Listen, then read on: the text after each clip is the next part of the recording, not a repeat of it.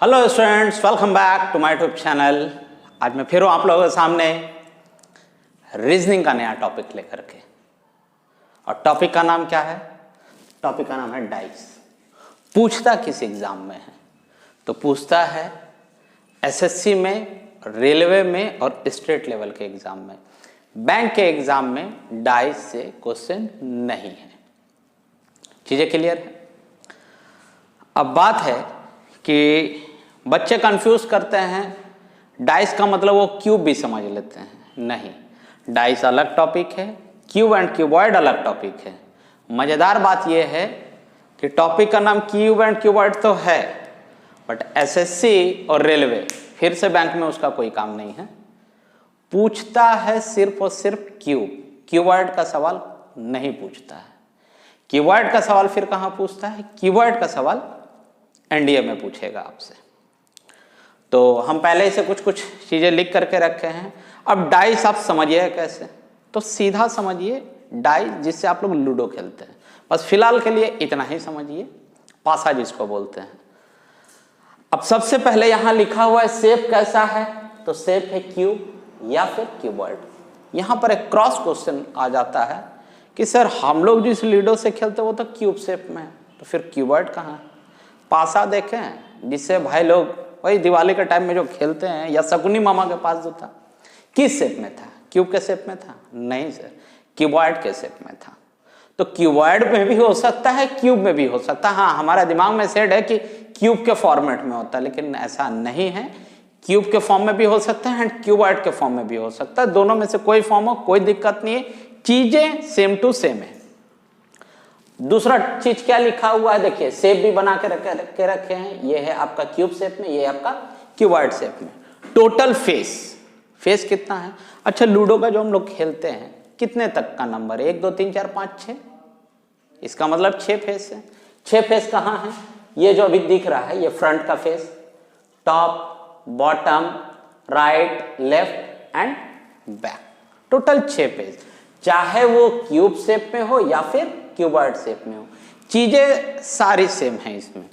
अब देखिए यहां एक वर्ड यूज किए हम, normally. Normally we can see maximum 3 faces at a time. अब आखिर नॉर्मली क्यों लिखा हुआ है? सबसे पहला चीज, और क्या है मैक्सिमम 3 फेस? एक नॉर्मल इंसान नॉर्मल तरीके से एक डाइस का जो है ना 3 ही फेस विजिबल कर सकता है। अभी मान लो ये डाइस है, ठीक। अभी हम इस कॉर्नर से अगर इस डाइस को देखें, ये अगर एक्चुअल में एक डाइस होता, हमको क्या दिखता? हमको टॉप दिखता, हमको फ्रंट दिखता एंड हमको लेफ्ट दिखता। सपोज अगर हम अपना साइड चेंज कर लेते, अब इस साइड से देखते हैं इसको, तो क्या दिखता है मेरे को फ्रंट दिखेगा, मेरे को टॉप दिखेगा, मेरे को राइट दिखेगा। अब नॉर्मली क्यों लिखे हैं? अब तुम बोलोगे भाई हम ऋतिक रोशन बन करके इधर में मिरर लगा देंगे, नीचे मिरर लगा देंगे, वो है अब नॉर्मल तरीका, हम उस पर कोई बात नहीं करेंगे। नॉर्मली आप मैक्सिमम कितना फेस देख सकते हैं? 3 फेस। यहां पर और एक बात है कि जो भी फेस अपोजिट होगा वो विजिबल नहीं होगा।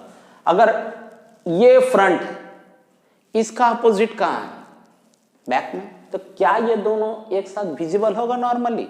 एक नॉर्मल इंसान के लिए नॉर्मल तरीके से नहीं विजिबल हो सकता है सर। अगर आप इस साइड को देख रहे हैं तो ये साइड आपके लिए विजिबल नहीं होगा। अगर आपको टॉप दिख रहा है तो आपको बॉटम विजिबल नहीं हो सकता है, चाहे डाइस कैसा भी हो। अब इसका कैटेगराइज अभी बताना बाकी है।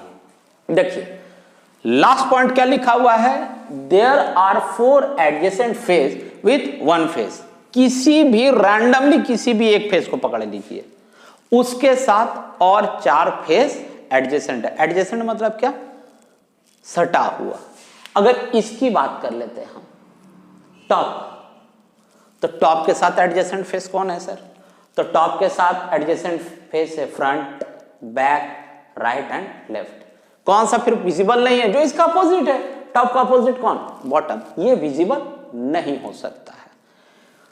चलिए अब इसके कैटेगरी के बारे में बात कर लेते हैं कि हम डाइस को कितने पार्ट में कैटेगराइज कर सकते हैं, क्या बेसिस होगा उन्हें कैटेगराइज करने का। कुछ तो मापदंड होना चाहिए, कुछ तो क्राइटेरिया होगा जिसके बेसिस पे हम डाइस को कैटेगराइज करेंगे।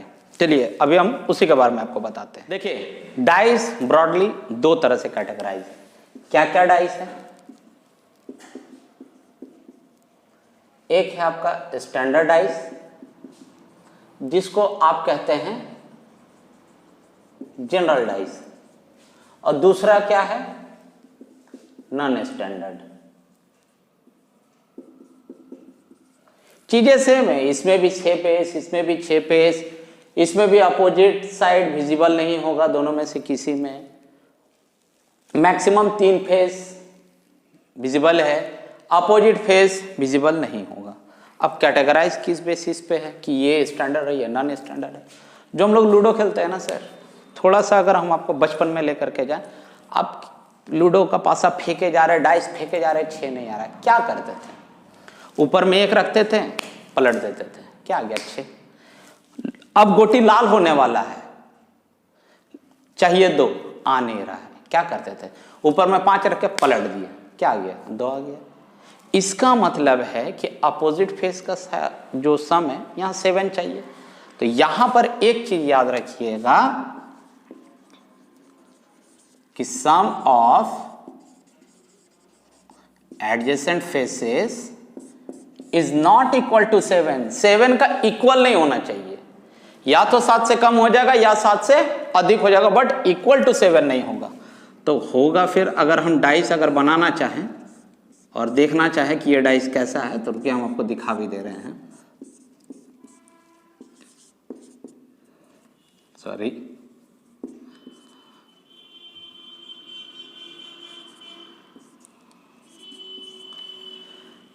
टू प्लस 1 3, 2 प्लस 3 5, और 3 और 1 4, सारा का सारा 7 से कम है। अच्छा, 6 4 10, 4 5 9, 6 5 11, सारा का सारा वैल्यू 7 से अधिक है। मतलब या तो 7 से कम हो जाए या तो 7 से अधिक हो जाए, बट इक्वल टू 7 नहीं होना है। एडजेसेंट फेस मतलब कौन? यही सब 3 के साथ एडजेसेंट फेस हमको यहाँ पर 2 दिख रहा है, यहाँ पर 1 दिख रहा है, 5 के साथ 3 दिख रहा है, सॉरी 5 के साथ 6 दिख रहा है, 4 दिख रहा है। अब हम और एक डाइस बनाते हैं जो कि नॉन स्टैंडर्ड होगा। वो कैसा होना चाहिए फिर भाई? वहां पर यही है कि एडजेसेंट साइड का जो सम है वो 7 हो जाएगा।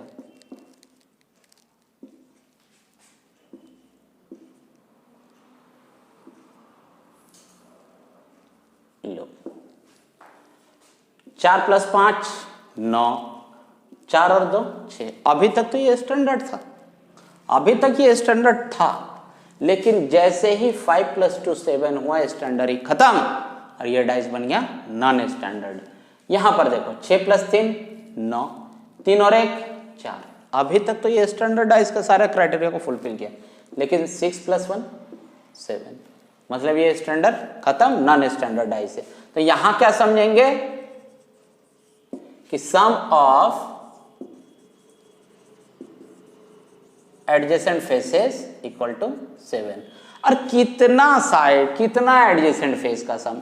2 ही, मैक्सिमम 2 फेस का सम अगर 7 हो जाए तब नॉन स्टैंडर्ड, और अगर सम 7 ना हो तब स्टैंडर्ड। यहां पर याद क्या रखिएगा फिर, एक स्टैंडर्ड में और एक चीज याद रखिएगा कि sum of opposite faces equal to 7। इसका मतलब है कि 1 का अपोजिट 6, 2 का अपोजिट 5 एंड 3 का अपोजिट 4, 4 का अपोजिट 3, 5 का अपोजिट 2, 6 का अपोजिट 1, ये कंफर्म है। अब सवाल क्या रहेगा? सवाल कुछ बेसिक रूल है, उसके ऊपर बेस्ड रहता है। हम वो रूल भी बताएंगे आपको, उस रूल के ऊपर में बेस्ड क्वेश्चन भी बताएंगे। देखिए, रूल नंबर 1 क्या कहता है कि 1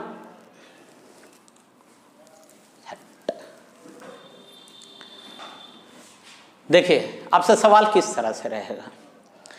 एक डाइस है, उसको थ्रो किया गया है 1 बार 2 बार 3 बार 4 बार, मिनिमम 2 बार उसको करना होगा, और कुछ व्यू देगा उसका। एक ही डाइस को फेंका गया है, डोंट कंफ्यूज कि डाइस अलग अलग है। डाइस एक ही डाइस है, उसको 2 बार मिनिमम फेंकेगा, 2 बार 3 बार 4 बार, ठीक है। अब उसमें चीजें क्या है, हो सकता है कोई एक फेस कॉमन हो, हो सकता है 2 फेस कॉमन हो, या हो सकता है कोई भी फेस कॉमन ना हो, और उससे बेस्ड वो सवाल देगा। या तो डायरेक्ट वो आपसे अपोजिट पूछेगा, या तो फिर टॉप बॉटम देके सवाल पूछ सकता है। तो हम लोग 1 बाय 1 देखते हैं। पहला रूल क्या है कि व्हेन, आइए हम लोग रूल नंबर 1 देखते हैं। पहला रूल क्या कहता है आपसे, when one face is common, जब एक ही फेस कॉमन हो, एक ही डाइस को 2 बार 3 बार 4 बार फेंका गया है और उसमें कोई एक ही फेस कॉमन है, तो सबसे पहले देखिएगा डाइस कैसा है। अगर डाइस स्टैंडर्ड हो जाता है तब तो कोई दिक्कत है नहीं, एकदम 1 का अपोजिट 6, 2 का 5 एंड 3 का 4।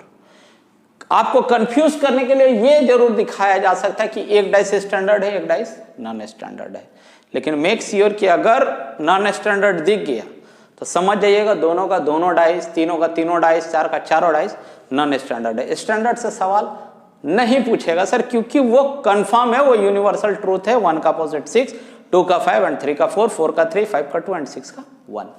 अब देखिए डाइस कैसा, पहले ये चेक करते हैं। अच्छा, अगर इन दोनों को जोड़े तो 6 + 2 8 स्टैंडर्ड, 6 + 5 11 स्टैंडर्ड। लेकिन जैसे ही ये दोनों फेस को जोड़िएगा ना सर, कितना आएगा 7, मतलब डाइस कैसा है, नॉन स्टैंडर्ड। जब वहां एक बार चेक कर लिए तो दोबारा चेक करने का जरूरत नहीं है, ठीक है। हालांकि चेक करना है कर लो, 3 + 2 5 नॉन स्टैंडर्ड, स्टैंडर्ड, 4 + 2 6 स्टैंडर्ड, लेकिन जैसे ही 3 + 4 जोड़ोगे क्या आएगा 7, दैट इज नॉन स्टैंडर्ड। अच्छा, अब दोनों में क्या कॉमन है, तो हमको दिख रहा है सर इधर भी 2 है और इधर भी 2 है। अच्छा, फेसेस अलग अलग है, उससे कोई दिक्कत नहीं है। बस एक चीज याद रखिएगा, यहां ज्यादा ऋतिक रोशन बनने की जरूरत नहीं है कि इधर चला मैं उधर चला। मेक श्योर आपका डायरेक्शन सेम होना चाहिए दोनों डाइस में। क्या डायरेक्शन सेम होना चाहिए, सपोज ये 2 को हम पकड़े, अब यहां से या तो क्लॉकवाइज चलिए या तो एंटी क्लॉकवाइज चलिए, लेकिन मेक श्योर अगर इधर में क्लॉकवाइज गया है तो इधर में भी आपको क्लॉकवाइज ही जाना होगा, इसमें एंटी क्लॉकवाइज फिर परमिट नहीं है। तो 2 के बाद हमको क्या मिला 5, 5 के बाद 6, ठीक है। 2 इसमें भी है, 2 कॉमन कर लेते हैं हम। इधर में क्लॉकवाइज गए तो 2 के बाद 4, 5 के नीचे में 4, 4 के बाद में 3, बचा हुआ नंबर। अब हमको क्या पता क्या होगा सर, कुछ भी हो सकता है। अरे भाई डाइस है, जब नंबर खेल रहा है तो 1 से लेकर 6 तक का ही नंबर है, 7 नहीं होने वाला है। यहां पर कौन आएगा 1, 2 का अपोजिट कौन हो गया 1, 5 का अपोजिट 4 एंड 3 का अपोजिट 6। अब सवाल कैसे रहेगा, मान लो यही डाइस दिया है, लिखा है कि एक पासे को फेंका गया और इस तरह से 2 फेस दिखाया गया, a dice has been thrown and the view आपको दे दिया। अब उसका सवाल किस तरह से रहेगा। पहला सवाल वो पूछ सकता है कि 5 का अपोजिट में कौन है, तो 5 का अपोजिट में 4 है। दूसरा क्या पूछ सकता है कि अगर टॉप पर 3 है तो बॉटम पर कौन होगा, तो अगर सर टॉप पर 3 है तो बॉटम पर कौन होगा 6 होगा। अब तीसरा सवाल क्या पूछ सकता है कि सर अगर हमको फ्रंट में 2 दिख रहा है तो बैक में क्या होगा, सर अगर जब फ्रंट में 2 दिख रहा है तो बैक में क्या होगा 1। मतलब चीजें एक ही है, या तो वो अपोजिट में पूछे या टॉप बॉटम करके पूछे, फ्रंट बैक करके पूछे या लेफ्ट राइट करके पूछे, आंसर सेम आना है। अब इसी का हम और एक काम करते हैं, जैसे इस बार फेस तो अलग अलग था ना, इस बार फेस को एक ही जगह पर कॉमन कर देते हैं हम, तो शायद आपके लिए चीजें समझना थोड़ा सा आसान हो जाएगा।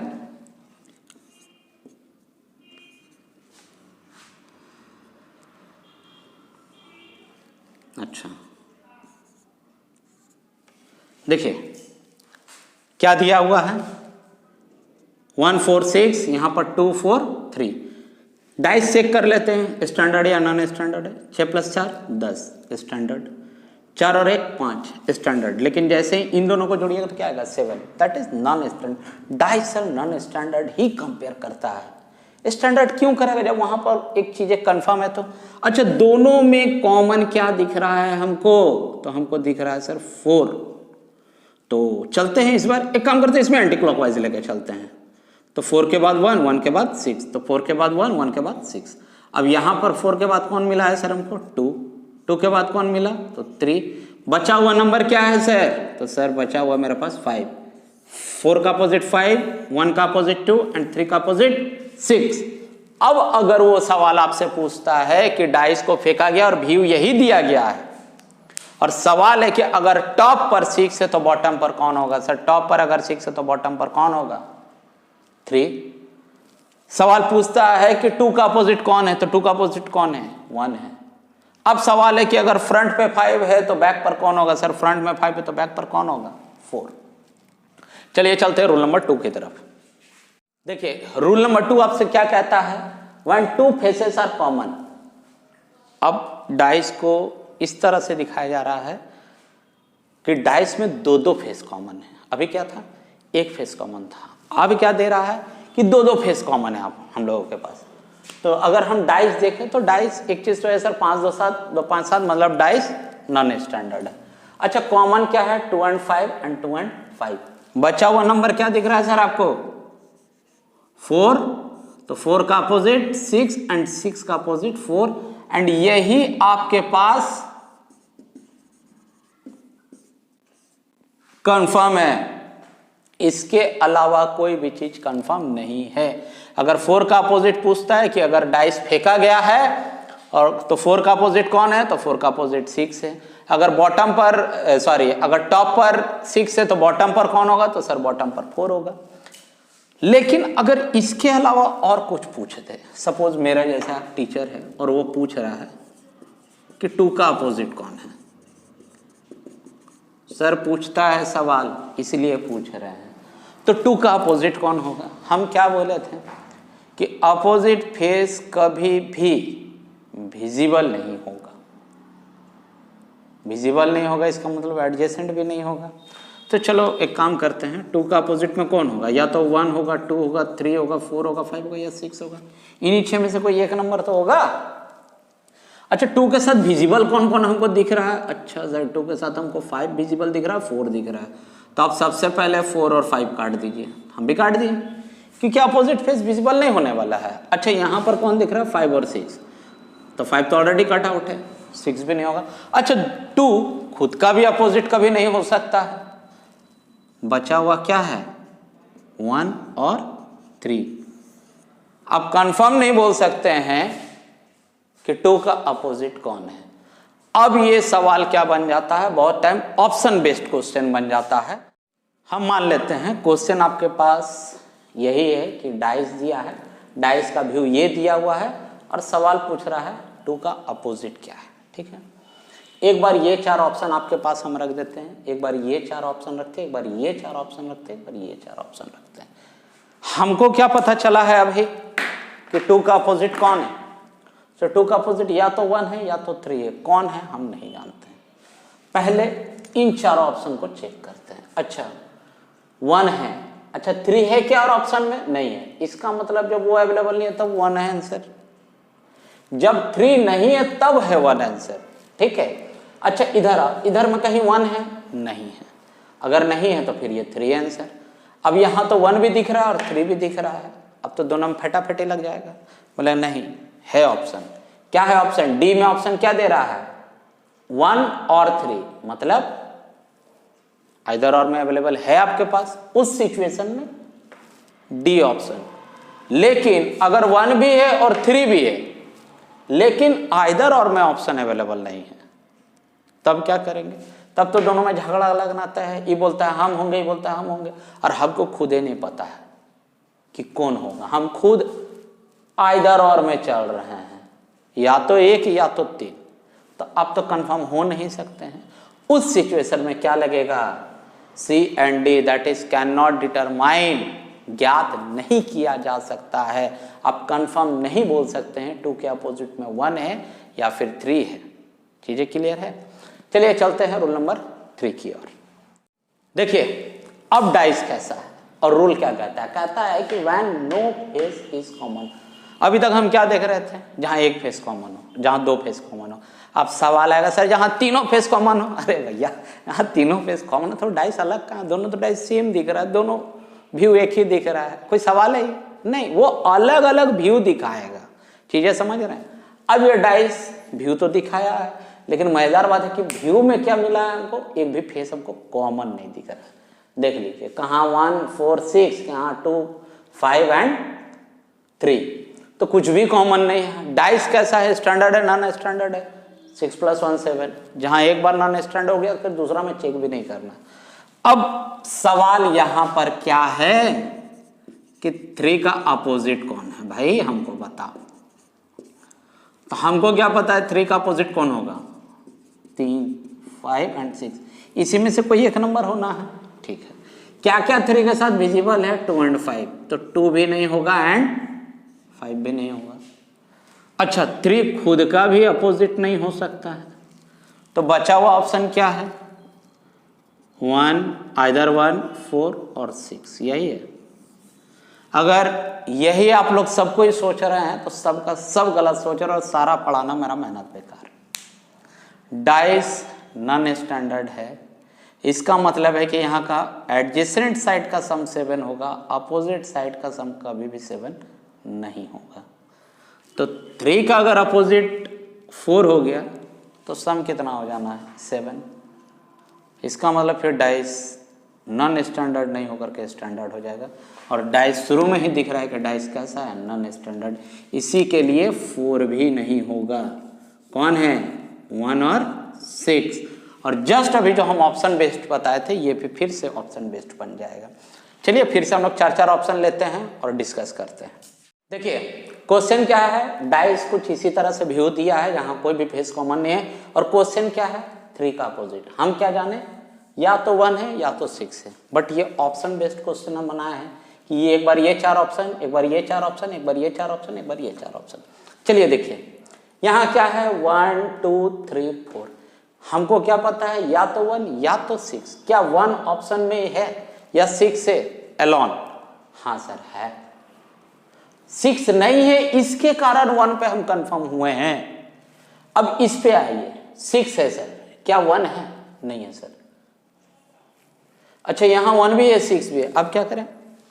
अच्छा हमको तो पता है कि सर ये आइदर और में, ऑप्शन में खोजिए ना सर, कहीं आइदर और में दिख रहा है क्या? हाँ सर आइदर और में तो दिख रहा है, लेकिन यहाँ ए और बी में लिखा है। अच्छा ए का ऑप्शन क्या है? ए का ऑप्शन 1 है, बी का ऑप्शन 6 है। अच्छा इसका मतलब ये सीधे मुंह नहीं घुमा करके बात किया है, ऑप्शन डी। अब फिर से आइए, अच्छा यहाँ 6 भी है, यहाँ 1 भी है, आइदर और में भी नहीं है। तब क्या करिएगा सर? आप कंफर्म नहीं है कि आपका आंसर 1 है या 6 है, दोनों में से कोई एक है, बस इसी बात पे आप कंफर्म है। बट कौन है ये आप कंफर्म नहीं है। इसके लिए 1 भी है 6 भी, बट आइदर और ऑप्शन में अवेलेबल नहीं है। इस सिचुएशन में आंसर क्या बनेगा? सी एंड डी। देखिए डाइस यहीं पर खत्म नहीं होता है। डाइस इसके अलावा ओपन डाइस भी है एंड क्लोज डाइस भी है। कि आपको स्ट्रक्चर दे देगा ओपन डाइस का, हो सकता है वहां से अपोजिट पूछे या आपसे एक क्लोज फिगर पूछे। ठीक है, तो आइए चलते हैं open dice and close dice भी पढ़ा देते हैं आपको अभी हम। देखिए स्टूडेंट्स बोर्ड पे कुछ हम लिख के रखे पहले से। क्या है? यह है आपका ओपन डाइस। एक डाइस है जिसको हम ओपन कर दिए। ठीक है, 2 तरह से सवाल पूछता है, या तो ओपन डाइस देकर डायरेक्ट आपसे अपोजिट पूछ लेगा, या वही top bottom front back left right पूछेगा, या तो फिर दूसरे तरह से सवाल पूछ सकता है कि अगर इस डाइस को हम क्लोज कर दें तो हमको इन चारों में से कौन सा व्यू मिलेगा। ये है ओपन डाइस, ये है आपका क्लोज डाइस। तो तरीका क्या है, बस सिर्फ उसका ध्यान रखिएगा। एक घर छोड़ करके अपोजिट होता है। ऐसे अगर यहां से चले तो इसका अपोजिट कौन? डी। अच्छा यहां पर किसका अपोजिट? ए का या बी का? तो सर जो लंबी लाइन होती है ना उसका अपोजिट चलता है, दैट इज बी का अपोजिट डी, सी का अपोजिट ई। और ये जो दो डैना बचा हुआ है ना इधर और इधर, ये दोनों एक दूसरे का अपोजिट। कहने का मतलब क्या है कि बी का अपोजिट डी, डी का अपोजिट बी, सी का अपोजिट ई, ई का अपोजिट सी, एंड ए का अपोजिट एफ एंड एफ का अपोजिट ए। थ्योरी पहले ही क्या बताया है कि अपोजिट फेस कभी भी एक साथ विजिबल नहीं होगा, मतलब नहीं होगा, चाहे वो डाइस कैसा भी हो, स्टैंडर्ड हो नॉन स्टैंडर्ड हो ओपन हो क्लोज हो कुछ भी हो, लेकिन अपोजिट फेस एक साथ विजिबल नहीं होगा। अब कौन है? बी और डी अपोजिट है, एक साथ विजिबल नहीं होना चाहिए इस तरह। सी और ई अपोजिट है, विजिबल नहीं होना चाहिए। ए और एफ विजिबल नहीं होना चाहिए। तो सर क्या BCA विजिबल हो सकता है? हाँ हो सकता है। सर DEF विजिबल हो सकता है? हाँ हो सकता है। क्या सर आड़े तिरछे? हाँ हो सकता है, लेकिन यू आर नॉट अलाउड। अब ऑप्शन चेक करते हैं। अच्छा BCE, अच्छा कोई किसी का, अच्छा C और E एक दूसरे का अपोजिट है और यहाँ पर दोनों विजिबल है, मतलब ये ऑप्शन से आउट है। अच्छा ACF कोई किसी का अपोजिट है क्या? अच्छा A और F एक दूसरे का अपोजिट है और A और F हमको विजिबल दिख रहा है, इसका मतलब ये भी ऑप्शन से आउट। ऑप्शन नंबर C क्या दिया है? ABD, अच्छा कुछ है क्या? हाँ, B और D एक दूसरे का अपोजिट है, मतलब ये भी नहीं, ये तो बचा है, आंसर यही होना चाहिए। चेक भी कर लेते हैं। अच्छा DCA, अच्छा D यहाँ है, C यहाँ है, ये यहाँ है, तो अपोजिट फेस इसका कौन था? D के साथ B विजिबल नहीं है, C के साथ F विजिबल नहीं है, A के साथ F विजिबल नहीं है, इसका मतलब आपका आंसर यही होगा। हो सकता है हम आपको क्या दिए? अल्फाबेट। हो सकता है कि वो आपसे कलर देते, हो सकता है वो सिंबल देते। अभी और 2 सवाल इस पे करते हैं, आपका जो भी डाउट होगा वो क्लियर करवा के हम जाएंगे। तो चलिए चलते हैं नेक्स्ट, इसका जो टाइप है या फिर एक दूसरा फिगर लेकर के हम लोग इसको बताने की कोशिश करते हैं। फिर है आपके पास एक दूसरे तरह का डाइस, इस बार हम यूज किए हैं सिंबल, और इसमें हम अपोजिट भी निकालेंगे। अगर अपोजिट पूछता है तो अपोजिट का भी आंसर निकल आएगा, और अगर आपसे पूछता है कि इस डाइस को हम क्लोज करें तो कैसा बनेगा, वो भी हमारे पास क्लियरली पता चलेगा। देखिए अब क्या करें, यहाँ तो दोनों कॉमन है, हमें क्या बताएं, एक घर छोड़ के चलना सीखो सिर्फ, बस इससे ज्यादा नहीं। तो एक घर छोड़े तो ये मिला, सर ये भी मिला, अरे ये दूसरा कॉलम है मेरे भाई, तो परसेंटेज का अपोजिट